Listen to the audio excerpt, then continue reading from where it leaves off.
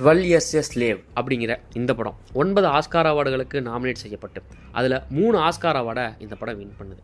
ஒரு படம் Oscar award win பண்ணுது அப்படின்னாலே அந்த படம் ஒரு 500 கோடி பட்ஜெட்லையோ இல்லை 1000 கோடி பட்ஜெட்லையோ மிக பிரம்மாண்டமாக எடுக்கணும் அப்படிங்கிற எந்த ஒரு அவசியமும் கிடையாது. இன்றைக்கி நம்ம பார்க்கக்கூடிய இந்த படம் ஒரு மனுஷனோட உண்மையான வரலாற்றில் என்ன நடந்துச்சு அப்படிங்கிறது தான் இன்றைக்கி நம்ம திரைப்படமாக 12 Years a Slave அப்படிங்கிற படத்தை பார்க்க போகிறோம்.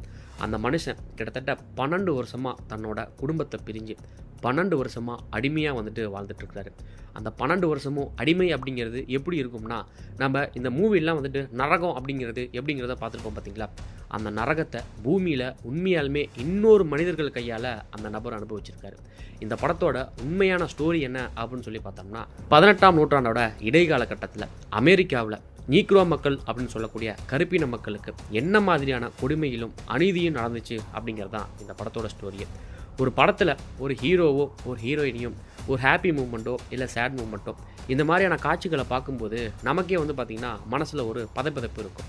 ஆனால் ஒரு ஹீரோ நடிக்கிறத பார்க்கும்போதே நமக்கு மனசில் ஒரு கவலை வருது அப்படின்னா, அந்த ஹீரோவோட கேரக்டரில் உண்மையாலுமே ஒரு மனுஷன் வாழ்ந்தான் அப்படின்னா அந்த மனுஷனோட மனநிலைமையும் அந்த மனுஷனோட உடல் வலிமையும் எப்படி இருந்திருக்கும், அவரை எப்படி அந்த சூழ்நிலையில் அவர் தன்னைத்தானே காப்பாற்றிக்கிட்டு கட்டுப்படுத்திக்கிட்டு இருந்தார் அப்படிங்கிறது தான் இந்த படத்தோட ஸ்டோரியே.